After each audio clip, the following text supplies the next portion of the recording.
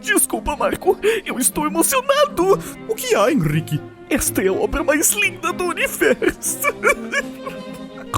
Desculpa. Por que você tá rindo? Já pode sair do personagem.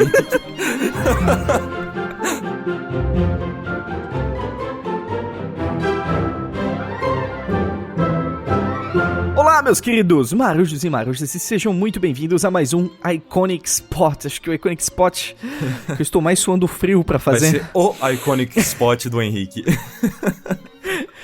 Ai. Tomamos coragem pra falar dos nossos mestres.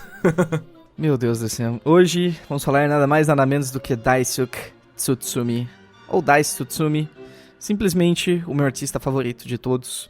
Então imagina como tá meu coraçãozinho nesse momento enquanto eu falo com vocês, né?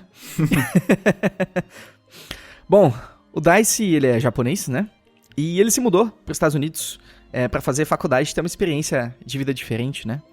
E quando ele chegou nos Estados Unidos, é interessante que ele nem falava inglês ainda. Ele foi com a cara e coragem, sem saber nem falar hello direito. E né? com o sonho de ser jogador de beisebol, cara, olha isso. E é interessante que até o último ano da faculdade do Daisu, né? Ele não sabia o que ele queria fazer. Então, pra quem tá aí perdido, ó, fica aí uma dica.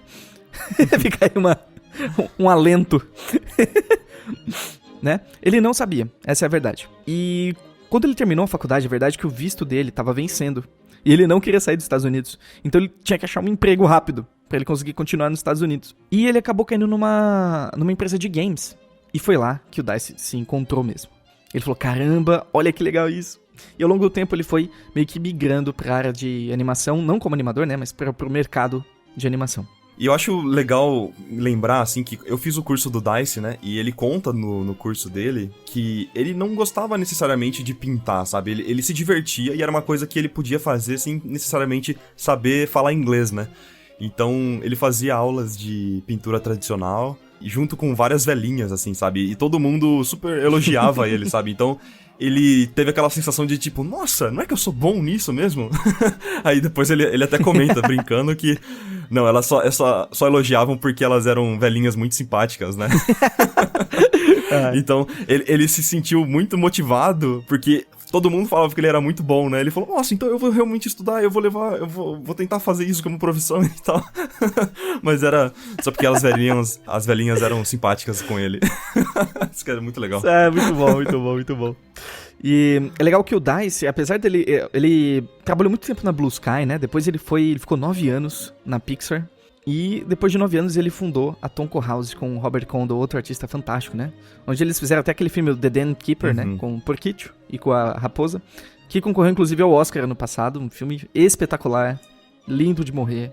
E é interessante lembrar que antes do Daisu pensar em fazer qualquer coisa digital, ele era um artista tradicional.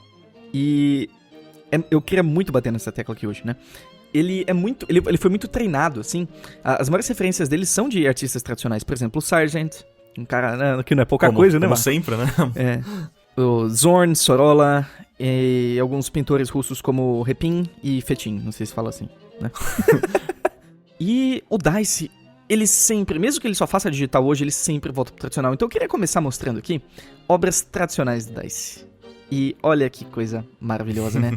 Ele adora captar aqueles momentinhos do dia onde o sol tá se pondo, tá tudo muito lindo. Acho que uma das coisas que eu mais gosto no trabalho do Daisu, além de ser perfeito, né? É que... Olha, começamos. Agora começou, né? É como ele pega aquele feeling de fim de tarde, onde tá tudo bem na sua vida, sabe? Eu olho pros trabalhos do Daisu e eu sinto, cara, tá tudo bem. Me faz sentir bem os trabalhos deles. Vai dar tudo certo, Henrique. Eu sinto que o Daisu senta do meu lado, assim, começa a passar a mão na minha cabeça. Vai dar tudo certo, amiguinho. O Daisu é o dolinho? O Daisu é o dolinho, é. Ai.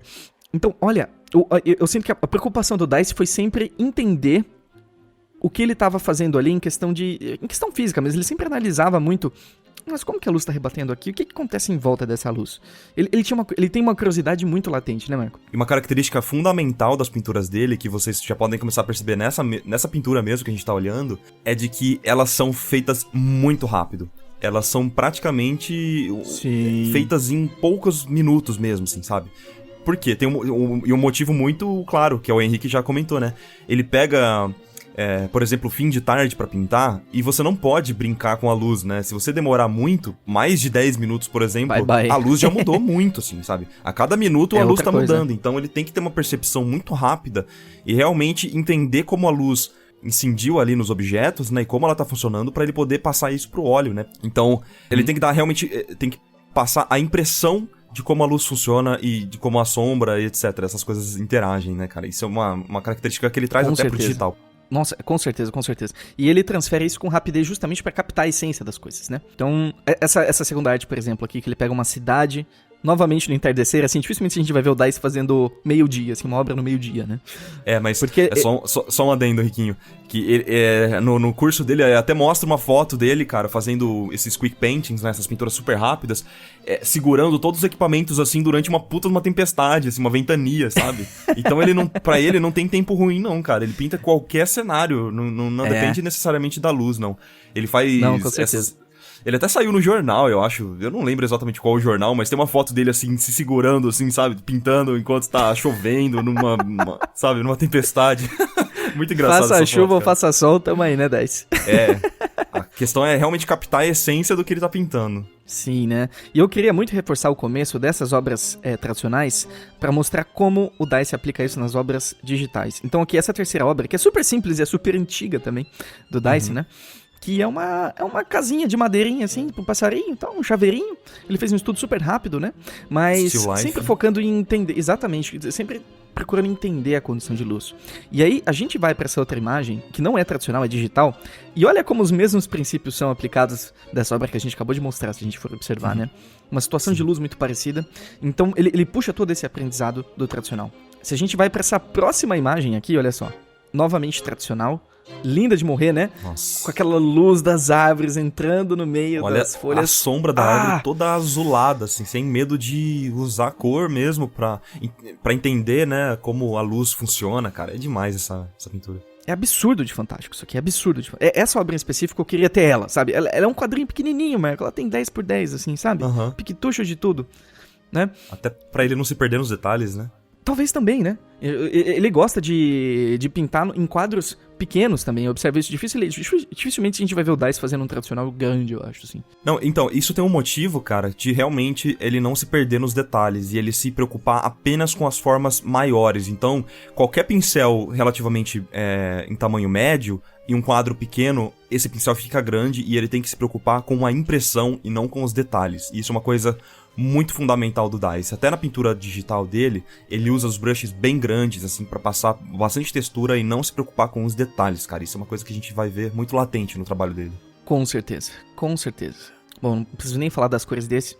E depois dessa obra tradicional maravilhosa, a gente vem pra essa obra que ela é muito sentimental pra mim, porque foi a primeira obra que eu vi do DICE. Foi o trabalho que eu conheci ele. E foi o trabalho que basicamente me fez me apaixonar pelo trabalho dele, né? Que tem essa obra aqui do Toy Story 2, né? Fantástica, linda, ai meu Deus, eu não sei descrever isso aqui, de tão bonito. Na época, quando eu vi isso, eu fiquei tão espantado, eu nem sabia que dava pra ser feito isso. Justamente por aquele aspecto que eu já comentei antes, do sentimento.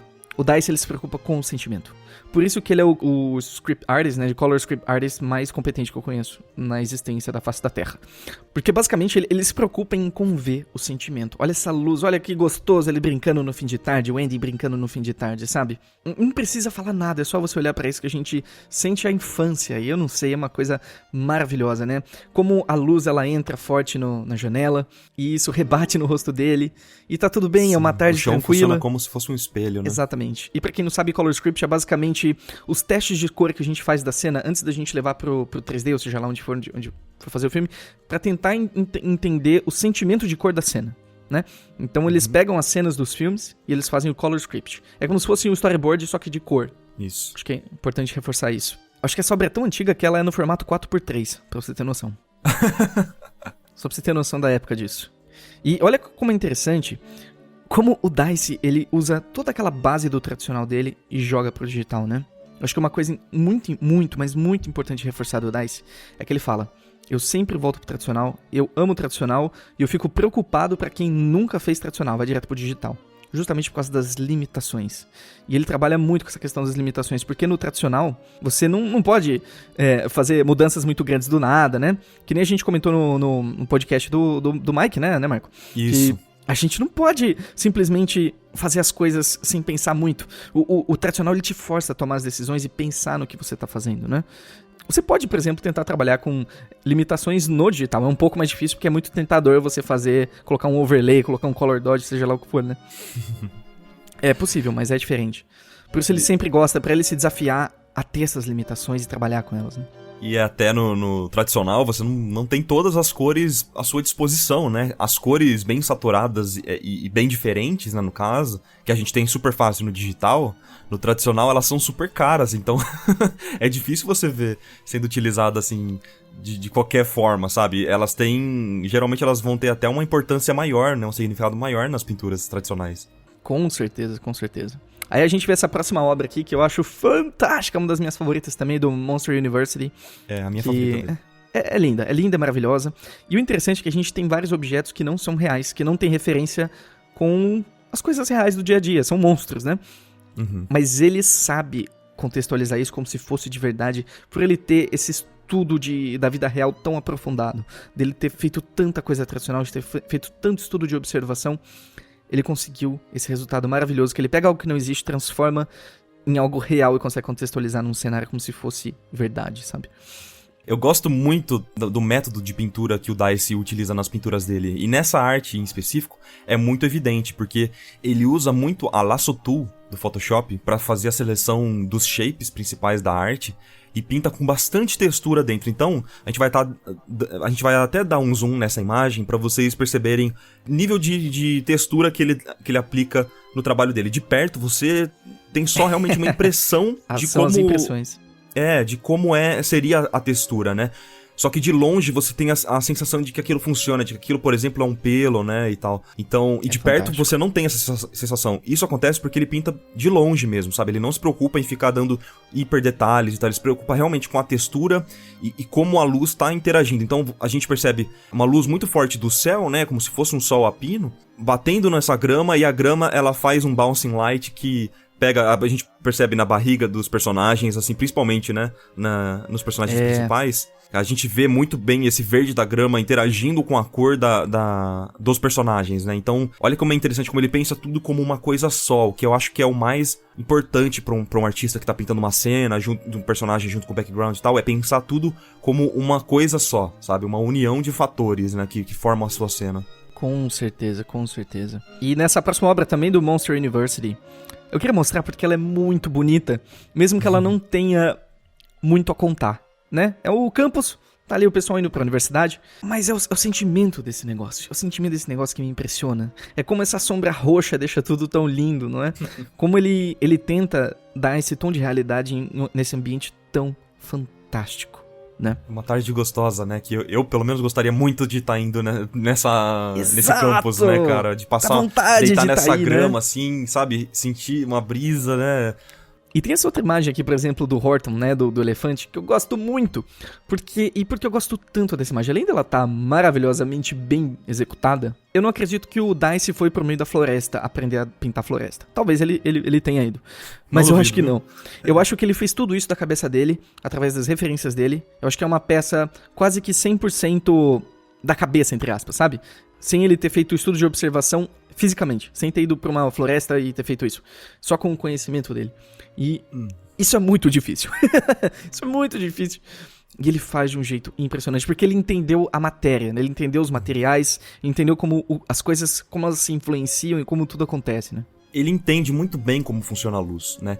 Todo dia de manhã, pelo que ele comenta no curso e pelo que ele comenta no Instagram, todo dia de manhã ele faz um still life. O que é still life? É você pintar o que você está vendo... É como se fosse natureza morta, né? Você pintar, por exemplo, algum objeto com alguma luz e tal. Então, o Rick tá falando que foi 100% da cabeça dele. Eu já não sei tanto, porque eu vejo muito o Dicey preparando, pegando algumas folhas do jardim dele, assim, colocando em interação com a luz pra ele entender como funciona. Porque ele é quase um cientista, sabe?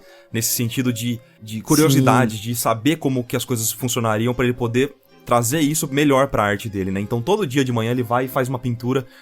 Por exemplo, ele tem uma estante ali com vários pincéis e tal, então ele sempre faz uma pintura dessa estante, coloca uma luz diferente, tenta aplicar luzes diferentes, então ele realmente é um estudioso, assim, sabe? Ele vai atrás e tenta entender como funciona, como tudo funciona e interage.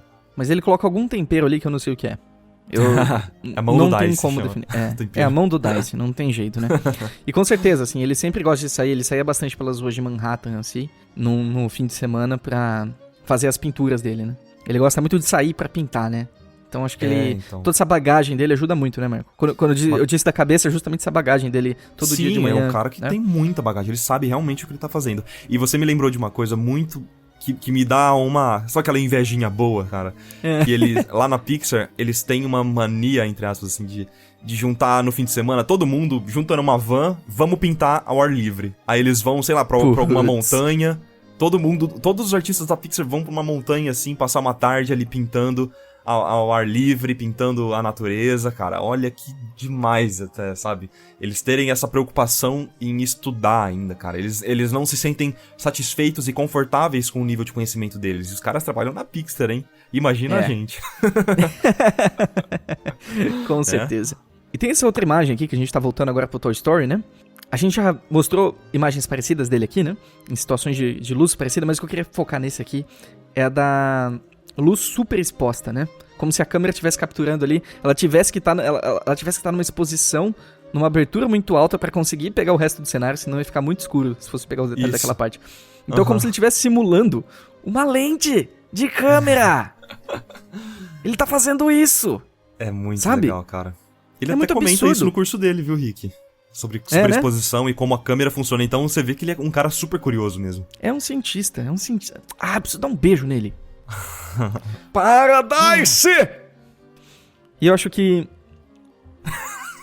Eu acho que eu tô sem palavras. Desculpa. Deixa eu pegar meu fôlego aqui. Eu acho que eu tô sem palavras.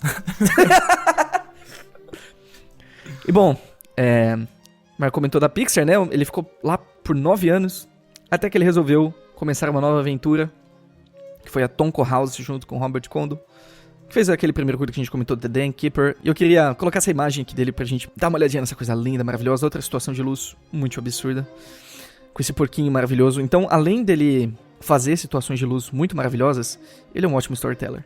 Ele tem a capacidade de mostrar o sentimento do personagem de uma maneira absurda, assim. É uma coisa que eu vi muito mais frequente no The Dam Keeper, assim, sabe? Uhum. Eu acho que ele explorou muito mais, inclusive, esse aspecto de personagem no Dam Keeper.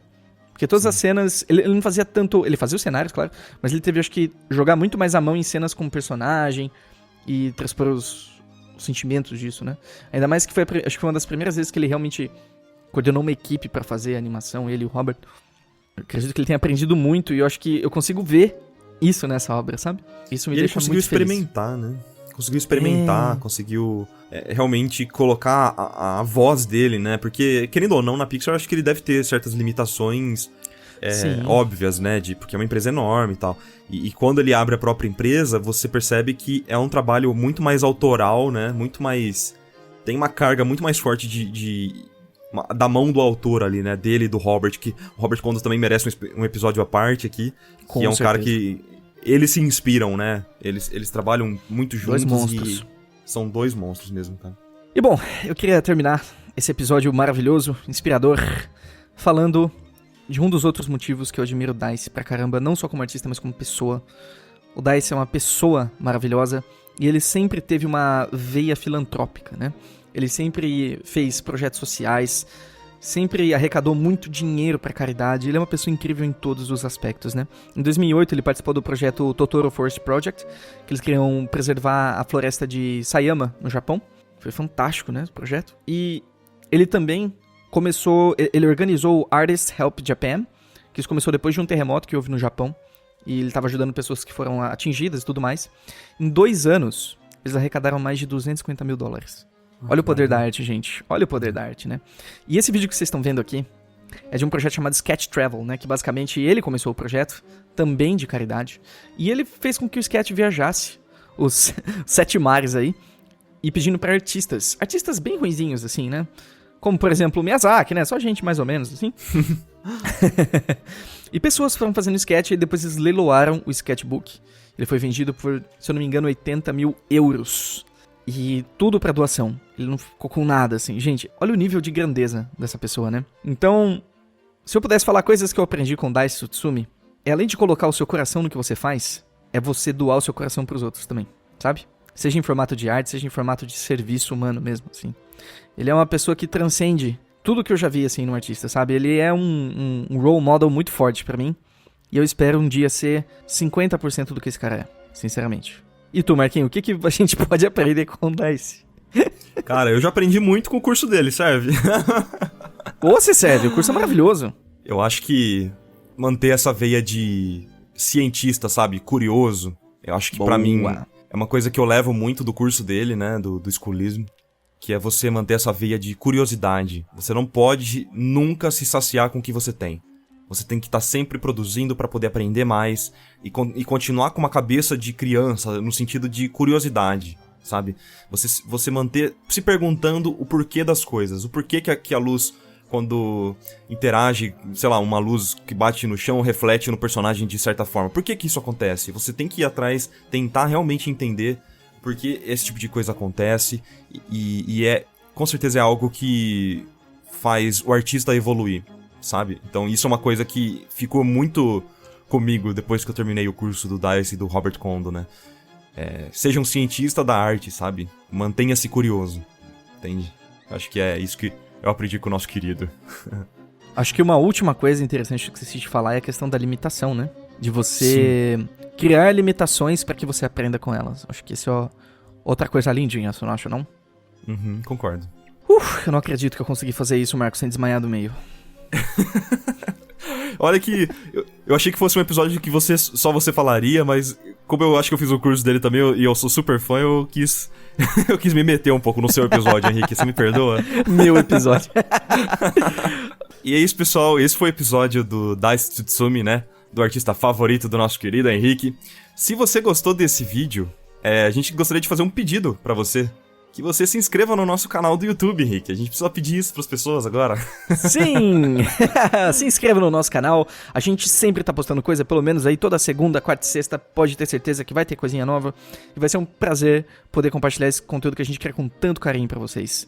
E claro, se você tiver algum amigo que você acha que vai gostar desse episódio, compartilhe com ele. Talvez ele fique feliz de poder conhecer um pouquinho mais desse artista fantástico que é o Dice. E vários outros que a gente tá gravando aqui também. Não é verdade, Marquito? Isso mesmo. Então eu acho que é isso, eu espero que vocês tenham gostado desse cara maravilhoso, maravilhindo, o melhor artista do universo, quer dizer, o Daisu Tsutsumi no caso. E a gente se vê em uma próxima oportunidade. Até mais! Até mais! Se tu me copiar, né? Até mais!